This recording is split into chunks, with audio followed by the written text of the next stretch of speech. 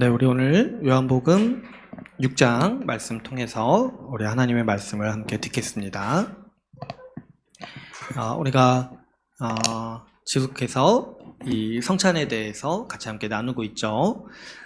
지금까지 이제 성찬에 대해서 3번 3주를 같이 이제 했는데요. 오늘 한 번 하고 한 2번 정도를 더 하게 될 것 같아요. 그러면 이제 총 6번을 이제 성찬에 대해서 나누게 될 것 같습니다. 그렇게 했을 때 이제 어떤 분들은 이제 성찬의 의미에 대해서 이렇게 이제 6번을 하는 정도까지 많은 의미가 있다는 것에 좀 생소하게 느끼실 수도 있을 것 같아요. 그렇지만 제가 반복해서 말씀드렸다시피 이 성례가 중요한 이유가 있다고 했죠. 왜 그러냐니까 우리 주님께서 특별히 이 복음의 핵심적인 교리들을 이 성례에 압축시키고 이 상징적으로 담아 놓으신 거예요. 그래서 우리가 이 성례를 잘 이해만 하기만 하더라도 우리 기독교의 아주 중요한 핵심들을 잘 알 수가 있다고 했죠. 그래서 이 성례에 담긴 의미가 이렇게 이제 풍성한 이유가 있는 거죠. 특별히 이 성례를 우리 교회에 주신 것이 그래서 큰 복이에요. 우리가 이 성례에 참여하면서 특별히 이제 이 세례는 일생에 한 번뿐이지만 성찬은 우리가 지속적으로 참여를 하잖아요. 그렇게 지속적으로 참여하면서 이 복음의 복된 교리들을 기억하게 하시고 또 우리가 눈으로 보고 손으로 만지고 또 맛까지 볼 수 있도록 체험하게 하신 주님의 은혜가 참 큰 거죠. 그래서 이 성찬이 이 교회에 주신 큰 복이고 우리가 그것을 복으로 여겨서 우리가 잘 이해하고 참여할 의무가 우리에게는 있습니다. 특별히 이제 이 성찬은 우리가 지속적으로 이렇게 살펴보면서 이제 많이 또 이해하시겠지만 우리 신앙에 있어서 중심이 되는 신앙생활이에요. 이 성례에 참여하는 것 자체가. 성찬에 참여하는 것 자체가. 그래서 우리가 반드시 제대로 알고 믿음으로 이 성찬을 받아야 되는 거예요. 이 성찬이 얼마나 이제 중요하냐니까 오늘 우리가 이제 하이벨드르그 문답 그 얘기를 했을 때 그 로마 카톨릭의 미사랑 우리 성찬이 어떻게 다른지에 대해서 설명을 했잖아요. 그런데 이제 원래 이 예배의 중심이 뭐냐면은 로마 카톨릭, 원래는 이제 다 한 뿌리에서 나왔잖아요, 우리가. 근데 로마 카톨릭에서 이 예배의 중심이 성찬이었어요, 성찬. 그래서 그 로마 카톨릭의 예배를 오늘 이제 우리가 아까 읽었듯이 뭐라고 불러요? 미사라고 부르잖아요, 미사. 근데 거기서 이제 그 미사라는 말 자체가 뜻이 뭐냐니까 성찬이라는 뜻이에요, 성찬. 그러니까 그만큼 이 예배의 중심이 성찬이었던 거예요. 그래가지고 우리 이제 신부님들은 이제 어떻게 보면 신부님들이 목양을 하시는 거잖아요. 그런데 신부님들이 자신을 생각하실 때, 자신의 어떤 사명을 생각하실 때, 자신의 사명을 설교라고 생각을 안 하신다는 거예요. 뭐냐니까 설교가 아니라 성찬을 집례하는 거를 자기의 이제 사명으로 생각을 하신다는 거예요. 그래서 이제 미사 참여해 보신 적 있으세요? 저는 없는데 이제 제가 이제 몇 번 얘기를 들었는데 이제 신부님들이 그 설교하는 시간이 있어요. 근데 그 설교 시간이 짧기도 하고 사실 이제 뭐 그다지 이렇게 중요한 얘기를 안 하신다고 하더라고요. 왜냐니까 신부님들한테는 뒤에 있는 성찬이 훨씬 중요한 거예요. 그래서 이제 설교를 약간 설교보다는 성찬을 중요시하는 이런 이제 어떤 흐름이 이 로마 교육 가운데는 있는 거예요.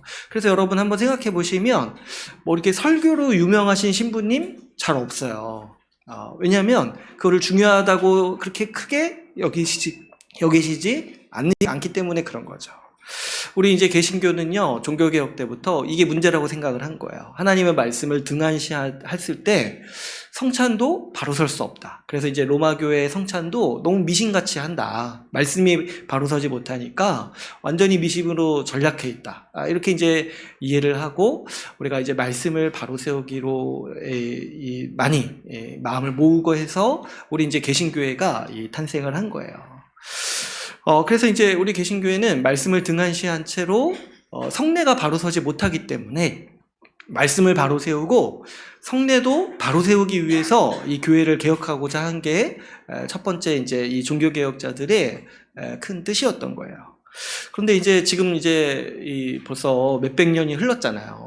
몇백 년이 흘렀는데 아주 어처구니 없는 부작용이 우리 가운데 나타나고 있어요. 뭐냐니까 우리가 이렇게 말씀이 중요하다, 말씀을 바로 세워야 된다, 이런 게 좋은데 문제는 뭐냐니까 성례를 등한시하고 있는 거예요. 성례를. 원래 종교개혁의 목적이 말씀을 바로 세움으로써 또 어떻게 해요? 성례도 바로 세우기 위해서 시작을 한 거였는데 말씀을 강조하다가 우리는 지금 어떤 지금 처지에 놓여 있냐니까 성례를 무시하거나 등한시하는 그런 아주 어처구니 없는, 누구도 의도하지 않았던 그런 아주 큰 부작용을 우리가 지금 겪고 있습니다. 네, 여기에다가 이제 진짜 정말 우리 교회가 힘든 것 중에 하나가 또 어떤 흐름도 있냐니까 말씀도 등한시하는. 그래가지고 참 이게 참 너무 말하는데 저도 마음이 너무 안 좋네요. 말씀도 외면하고 성례도 등한시하는, 이런 정말 진짜 우리 신앙의 선배들을 나중에 보기에 참 너무 민망한 모습을 우리가 지금 가지고 있지 않은가, 이런 좀 생각을 하게 되는 거죠. 어쨌든 우리는 말씀도 강조하고 뭐도 해야 되냐니까 성례도 바로 세워야 돼요. 성찬을 바로 세워야 하고, 그래서 성찬을 잘 참여할 수 있도록 준비해야 돼요. 그래서 이제 목사로서도 저로도 이제 어떤 사명을 있는 거냐니까 말씀을 잘 전해야 될 사명도 물론 있지만 또 뭐도 있어요. 성례를 잘 세워가지고 우리 지체들이 성례에 합당하게 참여할 수 있도록 돕는 역할도 해야 되는 게 이 목사의 의무인 거예요. 그래서 이제 지금 우리가 성례에 대해서 이렇게 이제 다시 한번 처음부터 차근차근 이렇게 배우는 이 시간을 여러분 우리가 귀하게 여겨가지고 우리가 이제 성례를 바로 세우기 위해서 지금 이런 일들을 하는 거니까 이런 거 우리가 나눌 때 이거 하나하나 배울 때 반드시 잘 숙지하시고, 또 이제 우리가 영상으로 이제 기록이 남으니까 반복해서 들으면서 우리가 성례를 이 성찬에 평생 참여할 거잖아요. 그랬을 때 이 성찬을 정말 잘 참여할 수 있도록 잘 준비하기를 원합니다. 우리가 이제 앞서서 이 성찬의 의미에 대해서 세 가지를 나눴는데 첫 번째는 어떤 거였어요? 이 성찬에 참여하는 자세와 분위기에 대해서 이야기를 했죠. 성찬에 참여할 때 우리가 물론 예수 그리스도의 십자가 죽음을 기억하고 그 앞에서 내 죄를 자복하고 또 그분의 은혜를 구하고 죄를 용서를 구하는 그런 이제 마음도 원래는 있다고 했어요. 근데 그것만 있는 게 아니라고 했죠.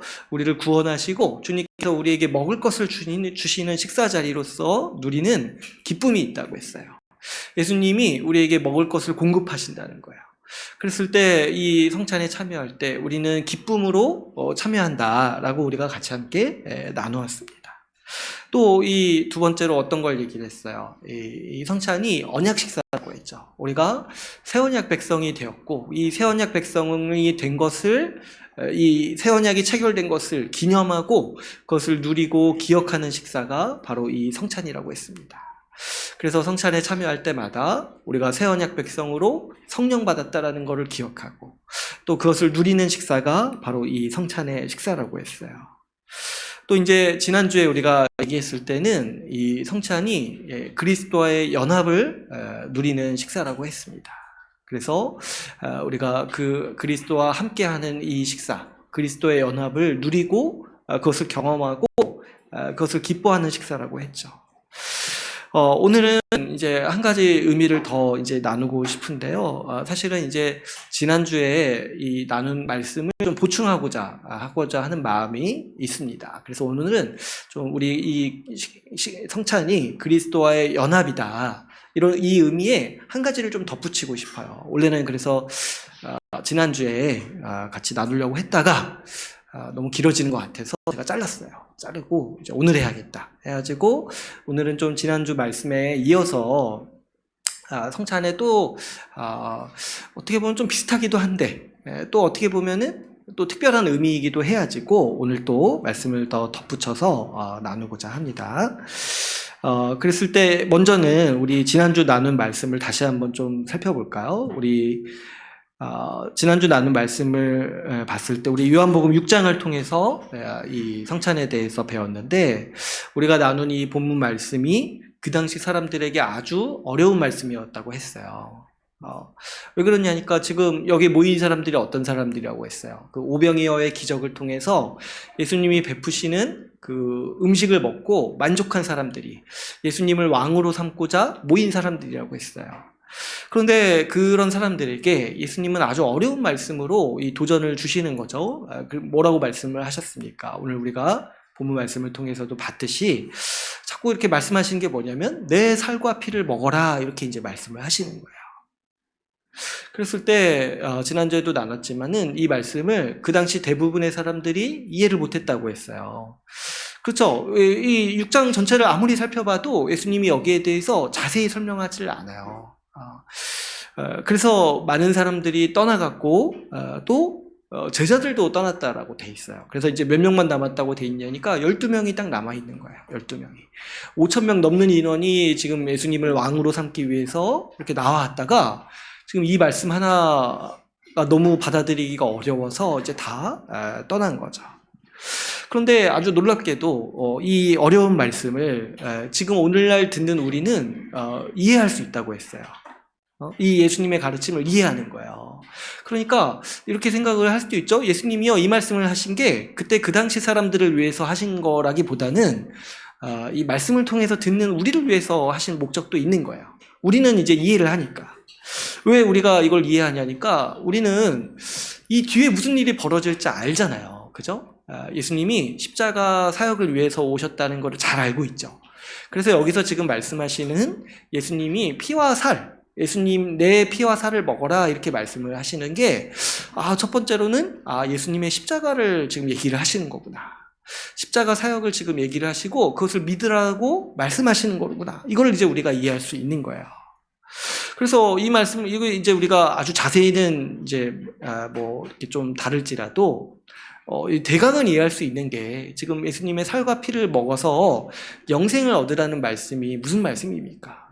예수 그리스도의 십자가 사역을 믿어서 영원한 생명을 얻어라. 라는 것으로 우리는 충분히 이해를 할 수가 있는 거죠. 또 우리가 이 말씀을 이해할 수 있는 이유 중에 하나가 우리가 복음을 체계적으로 배울 때 어떤 걸 배웠어요? 그 그리스도와의 연합이 이 복음의 핵심 사항이라고 우리가 배웠잖아요. 그래서 여기서 지금 예수님이 특별히 먹으라 그러고 이렇게 말씀을 하시는 게 약간 생소하기도 하고 그 당시 사람들에게는 이제 굉장히 어려운 표현이었지만은 우리가 이 말씀을 자세히 봤을 때 이것이 그리스도와 합하다, 그리스도와 연합하는 믿음의 이 모습에 대해서 지금 예수님이 말씀하신다는 걸 우리가 충분히 이해할 수가 있는 거죠.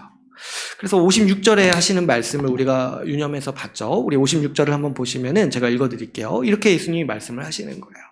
내 살을 먹고 내 피를 마시는 자는 내 안에 거하고 나도 그의 안에 거하나니. 그러니까 우리 그리스도가 우리 안에 있고 우리가 그리스도 안에 있다. 이게 뭐냐니까 우리가 그리스도와 연합하는 그 영적인 진리에 대해서 예수님이 아주 강렬한 언어로 우리에게 표현하시는 게 뭐냐니까 나를 먹어라. 나를 먹어라 이렇게 지금 말씀을 하신다는 거예요. 그러니까 우리는 이 말씀을 읽을 때 이것이 이렇게 풀어서 생각을 한다요. 예수님의 그 십자가 죽음을 믿어서 성령을 받아서 연합된 우리 신자의 모습에 대해서 지금 예수님이 말씀하시는구나 라고 우리는 충분히 이해할 수가 있는 말씀인 거예요. 또 뿐만 아니라 우리가 이 말씀을 굉장히 친숙하게 받아들이는 이유가 있습니다. 왜 그렇다고 했어요? 지금 이 말씀이요, 우리가 주기적으로 행하고 있는 성찬을 설명하고 있기 때문에 그런 거예요. 우리가 실제로 성찬에 참여할 때마다 실제로 하는 일이 뭡니까? 예수님의 살과 피를 먹는 거예요.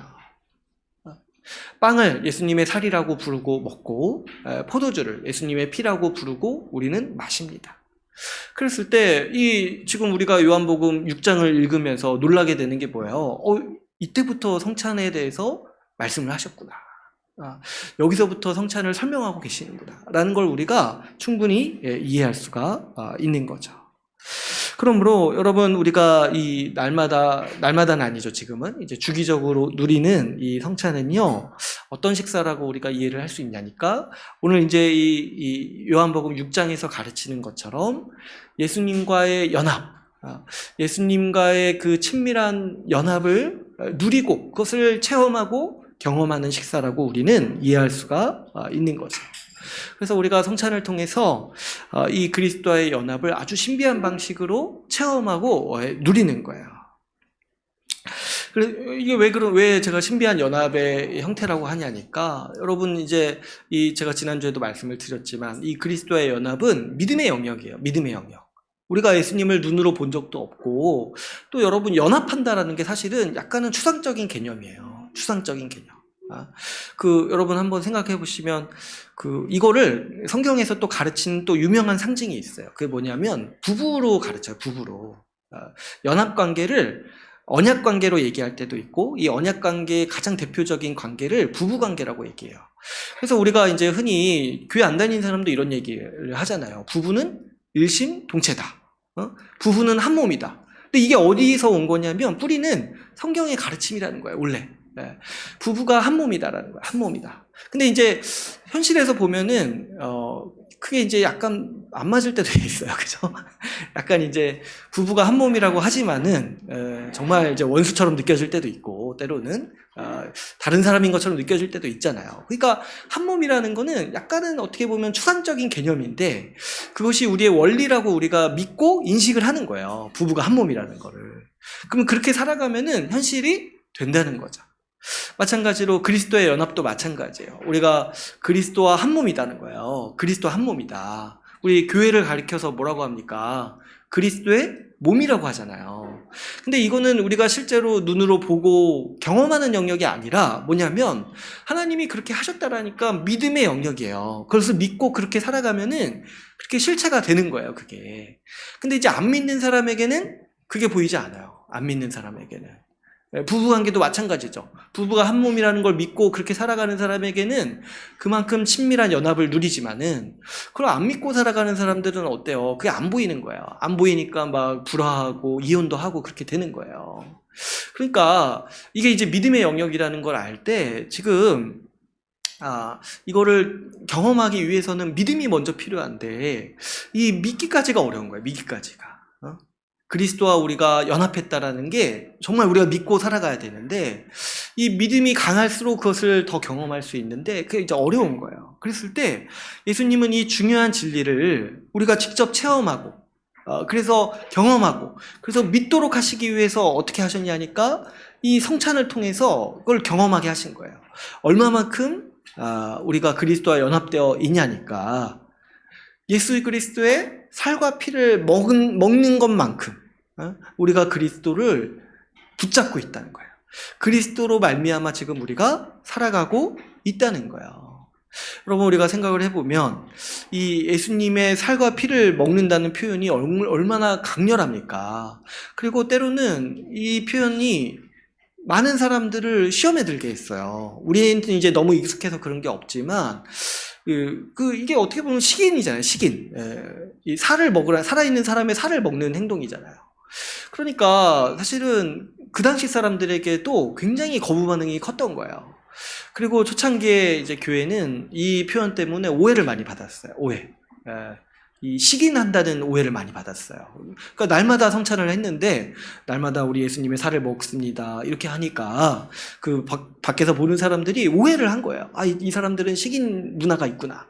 그래서 이제 핍박을 받을 정도로 오해를 사는 표현이었어요.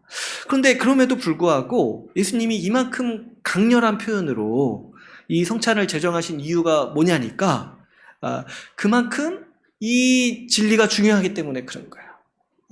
우리가 그리스도와 연합해서 살아간다는 그 존재를 인식하는 게 중요하기 때문에, 내가 그리스도를 먹는 자다, 그리스도의 살과 피를 먹어서 그리스도가 내 근육이 되시고 그리스도가 내 피가 되시는 그 진리가 그만큼 중요하기 때문에 예수님은 이렇게 지금 표현을 하시는 거예요. 그리스도와의 연합이 실제적인 우리의 삶의 방식이라는 거예요. 그냥 단순히 추상적으로 여러분 우리는 하나입니다, 우리는 한 몸입니다, 우리는 서로 이어져 있습니다, 이렇게 이제 약간 추상적인 말로 이렇게 계속 하려는 것이 아니라, 성경에 이제 그런 표현도 있지만 더 강렬하게 우리가 어느 정도로 실제적으로 연합되어 있냐니까, 우리가 그리스도를 먹고 사는 존재입니다, 이렇게까지 지금 예수님은 말씀을 하시는 거예요. 우리가 얼마나 실제적으로 연합되어 있는지 예수님이 자기를 음식으로 이렇게 표현하실 정도로 지금 예수님은 말씀을 하시는 거죠. 우리가 예수님의 살과 피를 먹음으로써 그분으로부터 힘을 얻고 그분으로부터 자양분을 공급받고 그분으로부터 영양소를 공급받아서 살아가는 존재라는 거예요. 그만큼 우리는 그리스도를 붙잡고 그리스도를 의지해서 살아가는 존재, 그런 사람이 되었다. 그런 존재가 되었다라는 것을 예수님이 우리가 성찬을 통해서 날마다 기억하고 체험하도록 하신 은혜가 바로 이 성찬에 있는 거죠. 그래서 우리가 초기 교회를 보면은 어떤 기록이 있어요. 성찬을 언제 했다는 거예요? 날마다 했다는 거예요. 날마다. 왜 여러분 날마다 성찬을 했겠습니까? 우리가 매일 살아갈 때 밥을 먹잖아요. 밥을 먹고 살잖아요. 마찬가지로 우리 신자가 매일 살아갈 때 뭐가 필요하냐면 예수님이 필요하다는 거예요. 예수님을 붙들어야 돼요. 그리스도로부터 오는 힘으로 우리는 살아가는 존재라는 거예요. 그래서 원래 교회가 했던 게 뭐냐면 날마다 성찬을 반복해서 했던 거예요. 오늘도 우리는 그리스도를 먹고 살아갑니다. 오늘도 우리는 그리스도께서 주시는 힘과 지혜와 능력으로 우리의 하루를 살아갑니다. 이렇게 이제 고백하는 것이 이 날마다 성찬을 했던 원래 이 교회의 믿음이고 모습이었던 것이죠. 그랬을 때 여러분 우리가 지금 이제 몇 가지 이제 흐름이 있고 몇 가지 국면이 있어서 성찬을 날마다 하지 못하고 또 우리도 이제 원래는 매주 하는 게 정석인 거예요. 그래서 매주 하는 게 정석이지만 우리도 이제 몇 가지 흐름이 이제 있어서 우리는 이제 한 달에 한 번씩 하는데 그랬을 때 좀 우리가 이 성찬의 원래 의미를 생각하면서 우리가 반드시 이제 기억해야 되는 게 뭐라고 했어요. 우리가 매일마다 그리스도를 먹는 존재라는 거를 기억해야 된다고 했어요. 우리가 매일마다 그리스도를 먹지 않으면 우리는 죽는 존재인 거예요.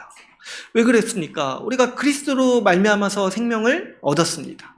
근데 이 생명을 유지시키는 게 뭐냐니까 예수님인 거예요. 그리스도인 거예요. 그래서 예수 그리스도로 말미암아서 생명을 얻은 사람은 반드시 어떻게 해야 된다는 거예요? 날마다 예수 그리스도를 먹어야 된다는 거예요. 날마다 그리스도를 힘입어서 살아가는 게 원래 그 존재에 마땅한 삶의 방식이라는 거예요. 그런데 오늘날 안타깝게도 많은 분들이 이런 삶의 방식을 잊어버리고 이런 삶의 차원이 있다는 것도 모른 채 살아가고 있어요. 어떻게 살아가는 거냐니까 예수님을 믿는다고 하면서도 우리 삶의 국면에서 우리 삶의 차원에서 예수님을 의지하지 않는 거예요. 예수님으로부터 영양소를 받지 않는 거예요. 예수님이라는 그 영양소를 챙겨 먹지 않는 거예요. 뭐 비타민, 오메가3 다 챙겨 먹으면서 그리스도는 안 챙겨 먹는 거예요. 이게 뭐냐니까 이게 아주 어리석은 삶의 방식이라고 성경에서 지속적으로 지금 얘기를 하는 거예요. 오히려 예수님을 믿는다, 내가 예수님으로 구원받았다 하면서도 일상을 살아갈 때는 다른 것들을 의지하는 거죠. 자기 생각을 의지하거나 자기 계획을 고집하거나 아니면 세상 지혜를 의지하면서 살아가는 거예요. 이런 게 왜 자꾸 이런 부작용들이 생기냐니까 우리가 이런 삶을 못 배우고 제가 이제 말씀드렸다시피 성찬을 제대로 배우지 않은 그 부작용이 굉장히 크다고 생각을 하는 거예요. 그리스도를 먹으면서 살아가는 삶의 방식이 약해요. 이렇게 살아갈 때 신자는 기아 상태로 살아가는 거예요. 기아 상태로. 신자로서의 영광을 다 잃어버리고 겉으로 볼 때 불신자랑 큰 차이가 없이 별반 다를 바 없이 그 죽은 것처럼 살아가는 거예요. 예수님으로 말미암아서 구원받았는데 계속 굶은 거예요. 계속 그리스도를 먹지 않아가지고 계속 굶은 거예요. 뭐 하루 이틀 굶은 것도 아니고 몇 년씩 굶은 거예요. 그러니까 기아처럼 정말 신자처럼 안 보이는 거예요. 겉으로 다 죽어가는 사람처럼 보이는 거예요. 신자의 관점에서. 그러니까 이런 사람들이 많다는 거예요. 왜 그래요? 지금 이 신자가 어떤 존재인지를 모르고 살기 때문에 그런 거라는 거예요. 그랬을 때 여러분 우리 주님께서 이 성찬을 통해서 주신 은혜가 얼마나 큰지 우리가 생각해 볼 수 있어요. 우리가 이렇게 살다가도 이렇게 예수님 없이 어떻게든 좀 힘내서 살아보려고 하다가도 성찬에 참여할 때 딱 뭘 보게 되는 거예요. 내가 예수님을 먹는구나. 그리스도를 마시는구나. 내가 그리스도를 먹고 사는 존재라는 거를 성찬을 통해서 예수님은 다시 일깨워 주기를 원하셨던 거죠. 그래서 우리가 기아 상태에 있다가도 성찬 때 주어지는 빵과 포도주를 마시면서 다시금 마음을 다잡는 거죠. 그렇지. 그리스도를 의지해야지. 그리스도를 먹고 살아야지. 그리스도로 말미암아서 힘을 얻어야지. 그리스도가 내 참된 양식이요. 그리스도가 내 참된 음료라는 거를 그 성찬을 참여하면서 우리가 주기적으로 깨닫고 믿고 다시금 일어서도록 하기 위해서 주님이 우리에게 이 성찬의 은혜를 주셨다는 것을 우리가 이해해야 되는 것입니다. 우리가 그래서 이 성찬을 중심으로 해야지고 이 그리스도를 먹으면서 살아가는 삶을 익혀야 된다고 했어요. 우리가 성찬에 참여하면서도 체험하고 우리 일상을 살면서도 매일마다 생각해야 되는 게 뭐냐니까 그리스도를 의지해야 된다. 그리스도를. 그래서 여러분 이걸 우리 훈련해야 된다고 했어요. 아침에 일어났을 때 딱 먼저 생각나는 게 그리스도. 옛날에 뭐 노래 가사에 있었던 것 같은데 처음 일어나자마자 생각나는 사람이 나였으면 좋겠어. 우리는 뭐예요? 우리는 그리스도. 아침에 일어나자마자. 그리고 잠들 때 딱 생각나는 분이 그리스도. 그리고 제가 이제 몇 가지 말씀을 드렸죠. 특별히 우리 예수님을 많이 묵상해야 된다고 했어요. 특별히 이제 예수님의 고난과 그분의 부활을 많이 묵상해야 된다고 했어요. 우리가 살면서 힘든 일이 있을 때, 어려운 일이 있을 때 반드시 그리스도의 고난 받으심을 생각하셔야 돼요. 고난. 그분의 고난을 생각하고 또 우리가 기쁨이 있고 또 우리가 즐거움이 있을 때 그 모든 복이 그리스도로부터 왔다. 그리스도께서 주시는 복락이라는 걸 우리가 반드시 기억해야 돼요. 또 우리 말씀을 통해서도 마찬가지죠. 그래서 우리 신자들은 복음서를 자주 읽을 필요가 있어요. 복음서.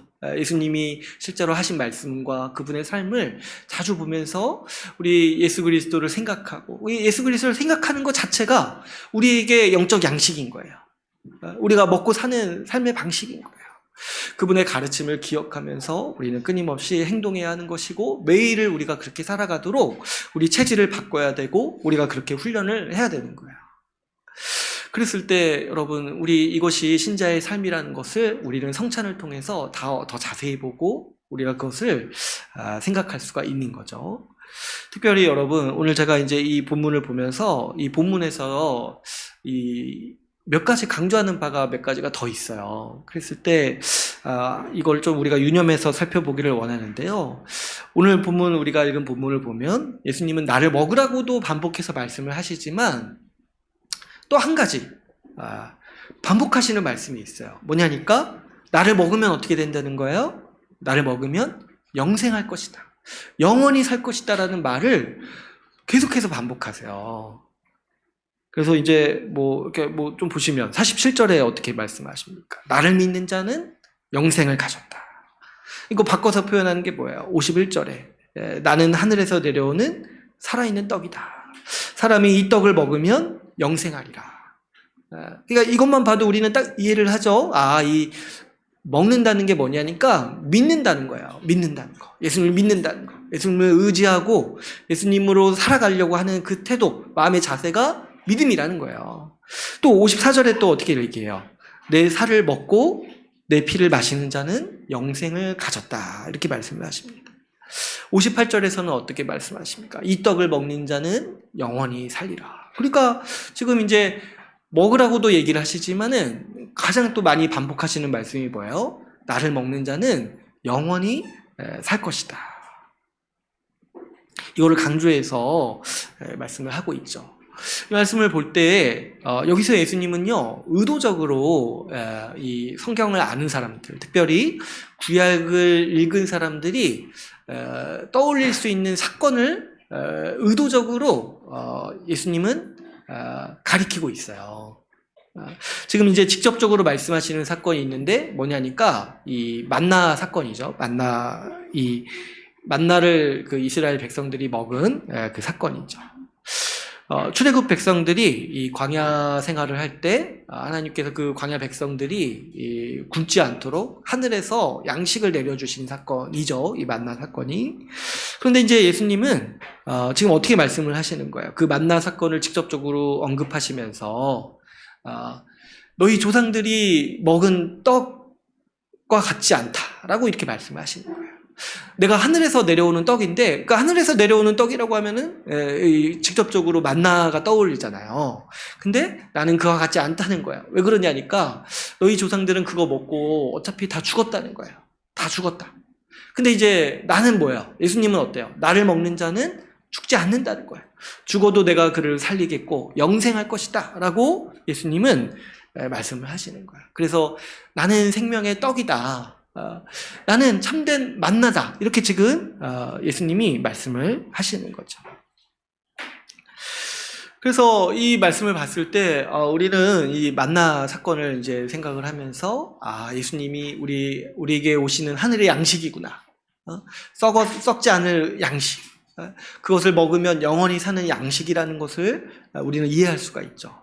그런데 이제 본문에 직접적으로 이렇게 막 드러나진 않지만은 우리가 이 본문을 자세히 볼 때 또 한 가지 떠오르는 사건이 있어요.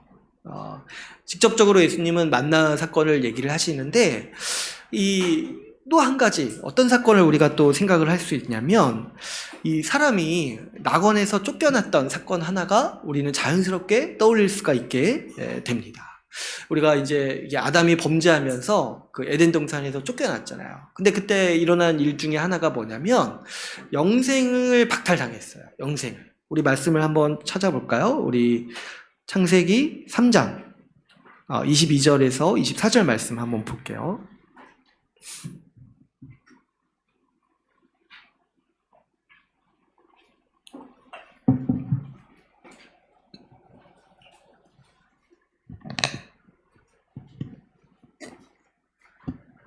우리 같이 한번 3장 22절에서 24절 말씀 같이 읽어보겠습니다. 시작. 여호와 하나님이 이르시되 보라 이 사람이 선악을 아는 일에 우리 중 하나같이 되었으니 그가 그의 손을 들어 생명나무 열매도 따먹고 영생할까 하노라 하시고 여호와 하나님이 에덴 동산에서 그를 내보내어 그의 근원이 된 땅을 갈게 하시니라. 이같이 하나님이 그 사람을 쫓아내시고 에덴 동산 동짝에 그룹들과 두루 또는 불칼을 두어 생명나무의 길을 지키게 하시니라. 아멘. 그죠? 이 지금 말씀 본문을 보시면 사람이 언제 영생을 박탈당했냐니까 범죄함으로써 에덴 동산에서 쫓겨났죠. 근데 하나님께서 이때 상징적으로 말씀하시는 게 뭐냐면 그 동산에 두 나무가 있다고 했잖아요. 생명나무도 있고 선악과도 있다고 했잖아요. 근데 하나님께서 이 범죄한 사람, 이 죄인이 다시 에덴 동산에 들어가지 못하도록 막으셨어요. 그 이유가 뭐냐니까 생명나무를 먹고 영생할 것에 대해서 금하신 거예요. 그래서 이게 뭐냐니까 인간이 이제 죽음을 맞이하게 된다는 거예요. 그래서 여러분 죽음이라는 게 우리한테는 당연하죠. 모든 사람이 죽죠. 그런데 원래 하나님의 창조 질서에서 사람이 죽도록 창조하신 게 아니라는 거예요. 뭐냐니까 하나님은 원래 사람에게 영생을 주고자 하셨어요. 영생을 주고자 하셨어요. 그죠? 저도 언제 한번 생각을 해봤는데 어차피 죽을 거 하나님이 왜 만드셨을까? 예? 어차피 죽는데 그죠? 그러니까 원래 하나님은 죽음을 생각하신 게 아니라 영생을 주시고자 하신 거예요. 하나님이 영원하시니까 영원히 같이 교제를 나눌 존재를 사람으로서 창조하신 거예요. 그런데 인간이 죄를 범함으로써 죄인에게 그 영생의 자격을 박탈하신 거죠. 그래서 이제 창세기 말씀에서 어떻게 말씀을 하시는 거예요. 그 동산을 막고 그 천사를 두어서 지키게 하고 그래서 죄인이 생명나무에 접근하지 못하도록 막으셨다는 거예요. 그러니까 여러분 이 죽음이라는 건 뭐냐면 이 죄의 결과라는 거예요. 죄의 대가이기도 하고 죄의 결과예요. 죄로 말미암은 죄인의 결과로 우리는 에덴 동산에 있던 생명나무와 멀어지고 영생과 멀어지고 우리는 죽음을 맞이하게 되는 거예요. 그런데 여러분 이 창세기 말씀을 읽고 오늘 본문 말씀을 보면은 지금 예수님이 말씀하시는 게 굉장히 신비로운 말씀이죠. 예수님은 뭐라고 말씀하십니까? 나를 먹어라. 나를 먹으면 어떻게 한다는 거예요? 영생할 것이다. 이렇게 말씀을 하시는 거죠. 그러니까 지금 본문 말씀에서 예수님은 직접적으로는 내가 하늘로부터 오는 만나다 이렇게 이제 말씀을 하시는데 아주 신비로운 방식으로 어떤 얘기도 하시는 거냐면 내가 곧 생명나무다 라고 예수님은 우리에게 가르쳐주고 계시는 거죠. 그러니까 우리가 이 창세기 말씀에 비추어 보면은 이 생명나무가 원래 의미했던 게 뭐냐면 예수 그리스도라는 거예요. 예수 그리스도.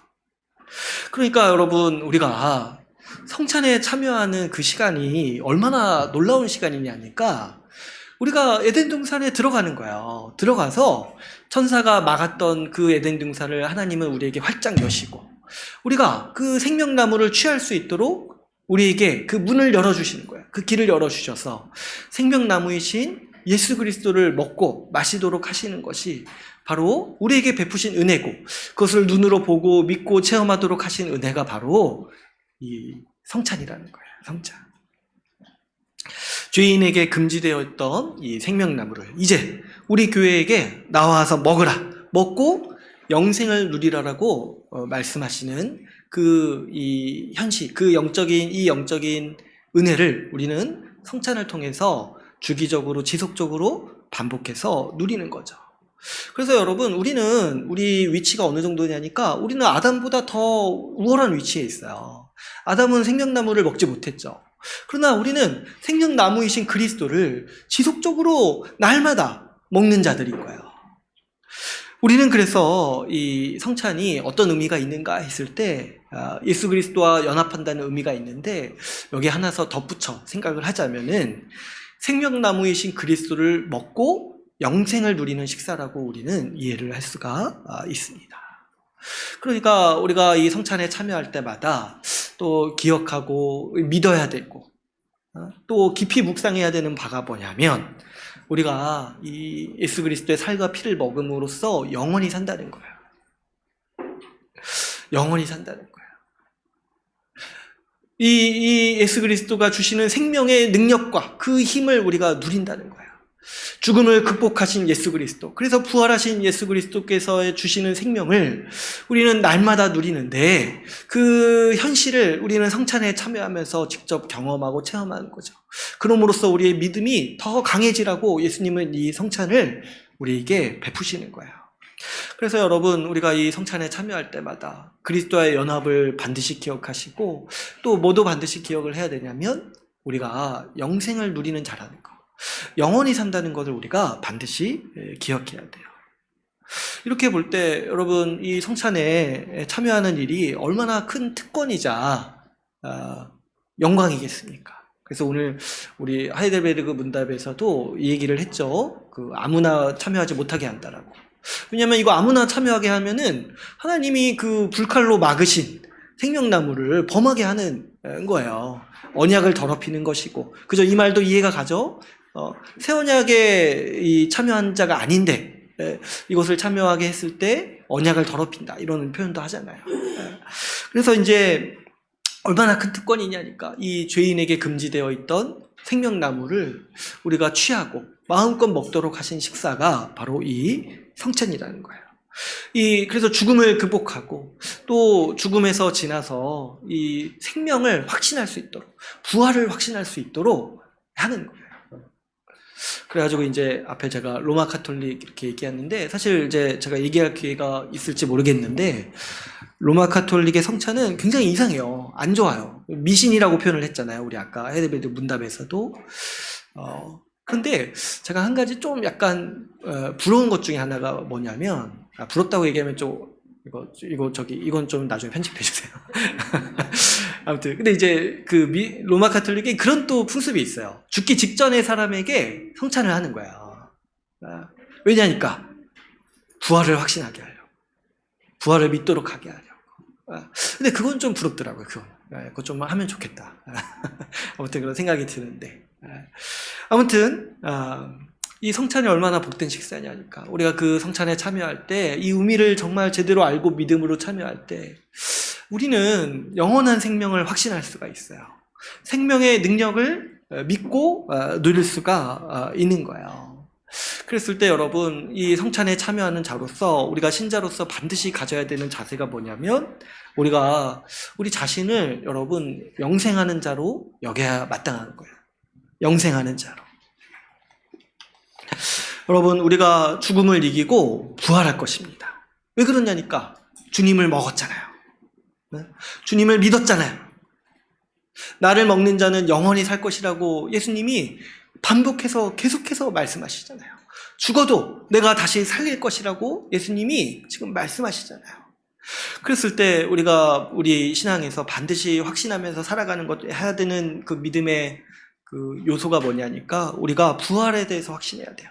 죽음을 이기고 부활하고 우리에게 다음 세상이 있다라는 거, 우리가 영원히 살 것이라는 것을 우리는 굳게 믿고 살아가야 마땅하다는 거죠. 이 영생을 믿는 신앙, 이 부활 신앙이요, 우리 신앙의 핵심이에요. 이것을 불신자와 신자의 가장 큰 차이라고 말하기도 합니다. 불신자의 가장 큰 삶의 방식이 뭐냐니까 영생을 믿지 않는 거예요. 감히 생각도 못하죠. 죽으면 끝이라고 생각을 하는 거예요. 믿음이 없는 사람은 그래서 이 세상의 삶이 전부라고 생각해가지고 이 세상에서의 삶만을 위해서 살아갑니다. 자기를 위해서 살고 자기 눈에 좋아 보이는 것을 쫓아서 살아갑니다. 평생을 그 불안과 염려로 시간을 보내는 한편으로 또 뭐도 있냐면 죽음에 대한 공포로 인생을 낭비해요. 그것이 이제 믿음이 없는 사람의 모든 겪는 이 죄의 저주예요. 불안과 염려, 죽음에 대한 공포. 그러나 신자는 영원히 살 것이기 때문에 영원한 삶의 가치를 두면서 살아갑니다. 우리 신자들은요, 다음 세상에 있음을 알기 때문에 이 세상에서의 삶, 이 세상에서의 소유, 즐거움 이런 것들 포기할 줄 알아요. 왜냐하면 그게 전부가 아니라는 거 알기 때문에 그런 거죠. 그래서 큰 욕심 부리지 않고 자족하면서 살아가는 게 우리 신자들의 삶의 방식이에요. 이 세상이 전부가 아닌 것을 알기 때문에 이 세상에서의 실패와 성공에 연연하지 않고 살아가는 게 우리의 삶의 자세입니다. 무엇보다도 우리가 부활할 것을 믿기 때문에 우리는 소망 중에서 죽음을 맞이하는 사람들이죠. 이것이 그래서 이 불신자와 신자의 가장 그 극명한 차이예요. 부활을 믿는가, 부활의 삶을 살고 있다라고 믿는가, 다음 세상이 있다라는 것에 대해서 믿는가. 이거 하나 믿는 것으로 인해서 삶이 완전히 바뀌는 거예요. 부활을 믿는가, 주님 다시 오셔서 새로운 세상이 도래할 것에 대해서 믿는가. 이 하나가 우리 삶 전체를 바꾼다는 것이죠. 그랬을 때 우리가 신자로서 힘있게 살아가기 위해서는 이 부활을 믿는 것이 가장 중요합니다. 근데 여기에서 한 가지 어려움이 있어요. 뭐냐니까 이 영원한 생명이라는 게요, 영생이라는 게 참 우리가 생각하기도 힘들고 믿기 힘든 영역이에요. 왜냐니까 이것도 눈에 안 보여요, 여러분. 영생이라는 게 우리가 어떻게 본 적이 없잖아요. 그죠? 그러니까 우리가 감히 상상하기가 어려운 개념 중에 하나예요. 영원히 산다는 게 어떤 기분일까? 영생을 부활한다는 게 우리 삶에 어떤 영향을 주는가? 이런 것들이 사실 우리가 생각하기가 어려워요. 그런 사람을 본 적이 없고, 오히려 어때요? 우리가 눈으로 보는 실체는 죽음인 거예요, 죽음. 우리가 시시각각 경험하는 우리 삶의 국면이요, 죽음에 가까워요, 죽음. 이 죽음이 우리에게 주는 고통을 우리가 너무 실감나게 경험하고, 그리고 우리가 날마다 피부로 와닿을 정도로 체감하는 거니까. 그래서 사실 이 영생을 믿는다라는 게 참 이 대단한 믿음의 영역인 것이죠. 여러분 한번 생각해 보면 우리는 날마다 이 죽음을 경험합니다. 우리가 날마다 이 경험하는 세상에서 우리 몸을 봐도 어때요? 우리 몸을 봐도 우리 몸이 노화를 겪잖아요. 그죠? 이 노화라는 게 결국에 뭐예요? 죽음에 가까워지는 거잖아요. 그랬을 때 내 몸이 예전 같지 않다라고 느낄 때 죽음이 문 밖에 있구나 라는 걸 우리가 실감하게 되고, 또 이제 노화만으로도 힘든데 뭐가 있습니까? 병도 한번 딱 걸리면 어때요? 그랬을 때 우리 몸의 기능이 다 많이 망가지는 걸 보면서 이게 우리가 정말 이 죽음 앞에서 무력하구나. 우리 생명이 정말 미약하다는 것을 우리는 그때 봅니다. 여러분, 실제로 또 어때요? 실제로 죽는 사람들도 많이 봅니다. 죽는 사람들도. 근데 그때 이제 가까운 사람이 죽음을 맞이하는 거 보면은 또 어떻습니까? 큰 고통을 우리가 또 겪죠. 그 이별의 아픔과, 그 인생에 대한 무상함과, 함께하는 사람들로부터 오는 그 고통, 그 고통을 우리가 또 겪게 되면서 이런 생각을 하는 거야. 정말 영생보다는 죽음이 우리한테 더 가까이 있는 것처럼 보이는 거죠. 그리고 죽음 그 자체가 주는 두려움도 상당해요. 그죠? 우리가 영생을 믿는다고 하지만 눈으로 본 적도 없고, 부활을 믿는다 하지만 눈으로 본 적이 없어요. 경험한 적이 없어요. 그렇다 보니까 죽음 이후의 세상을 누구도 몰라요. 모르다 보니까 우리가 두렵죠.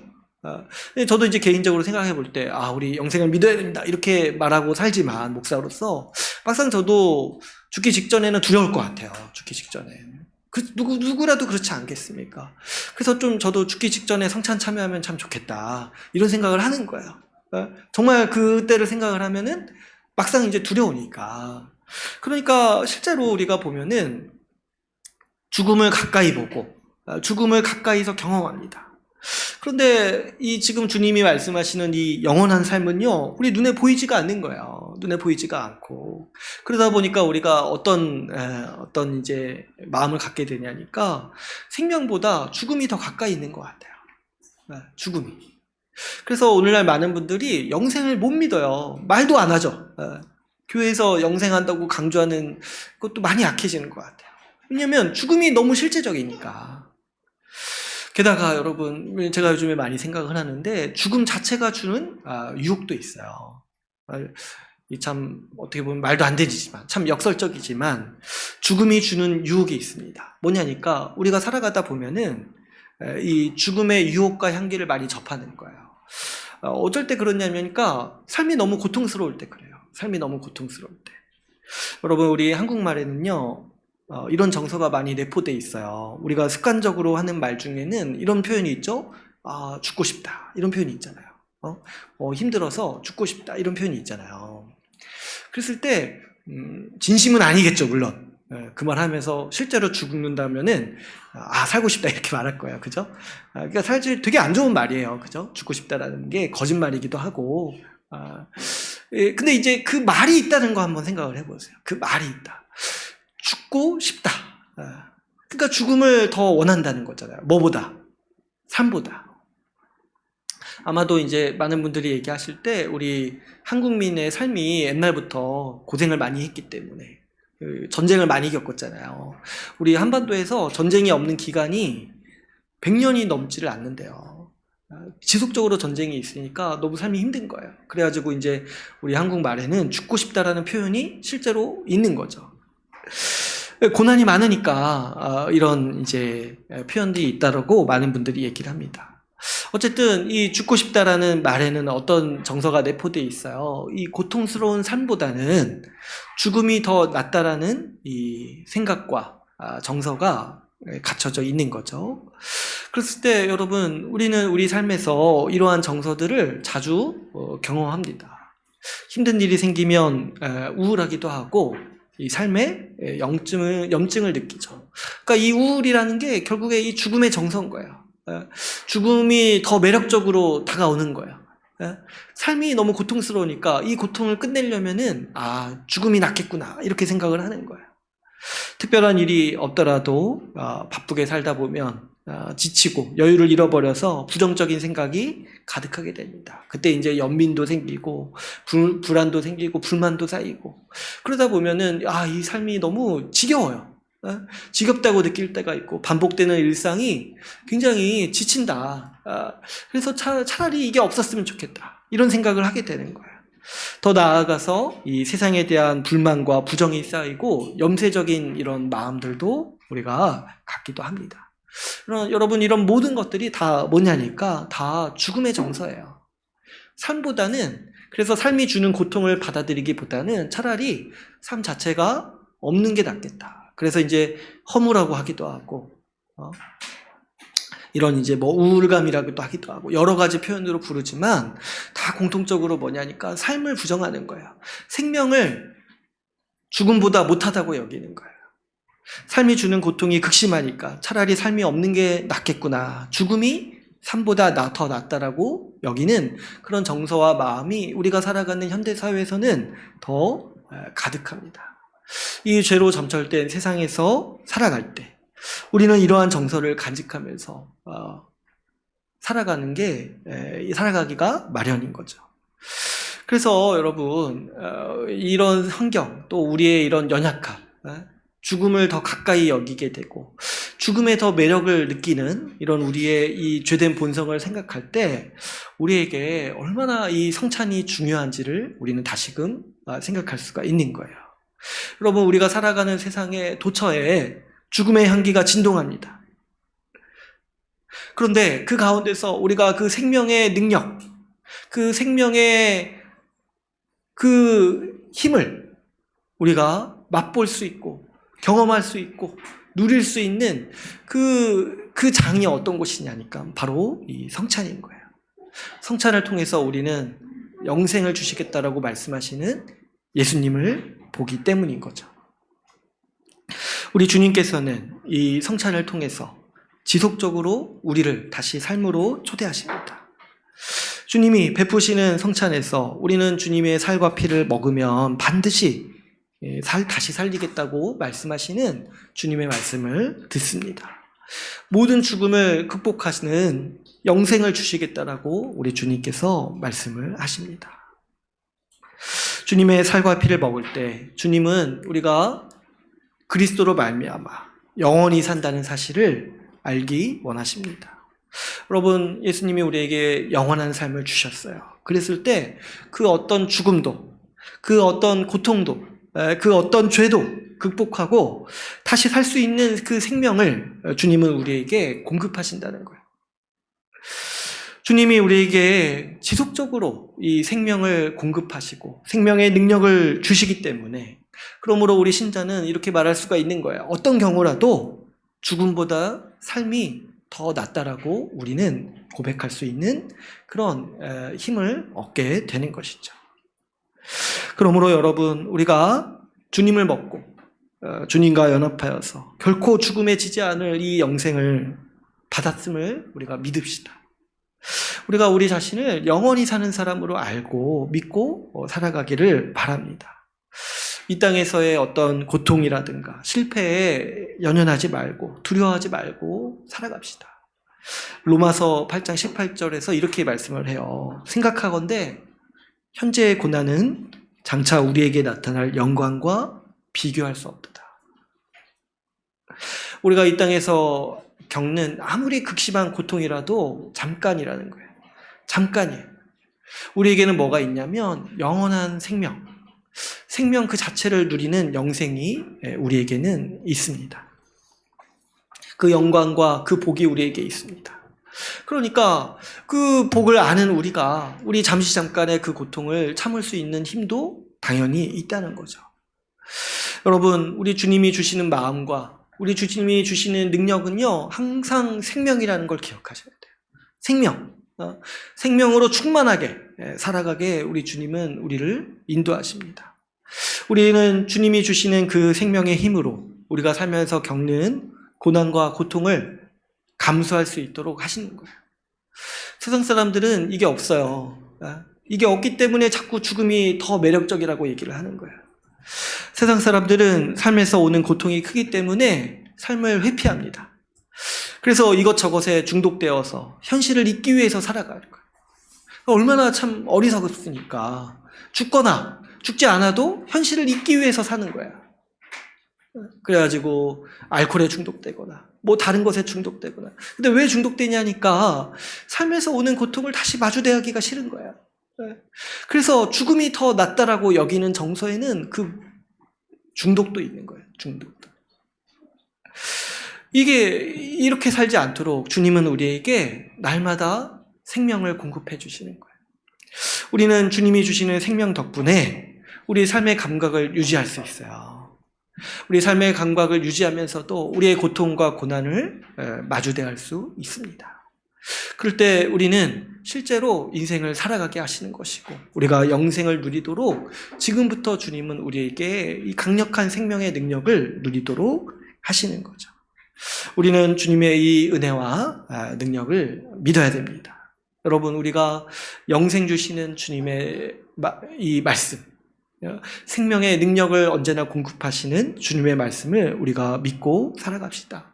우리 주님께서 이거 믿게 하시려고, 우리가 영생한다는 거 확신하게 하시려고 어떻게까지 지금 하시는 거야?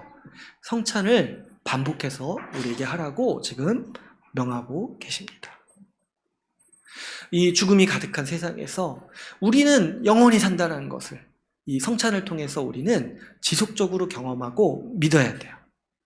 성찬에서 주님의 살과 피를 먹을 때마다 오늘 이 말씀을 반드시 기억합시다.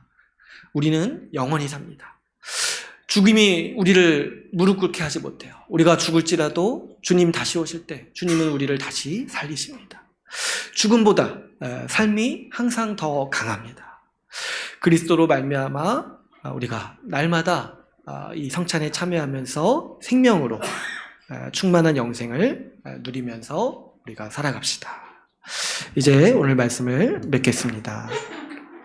우리는 오늘 본문 요한복음 6장 말씀을 통해서 이 성찬이 생명나무이신 그리스도를 먹고 영생을 누리는 식사임을 같이 함께 나누었습니다.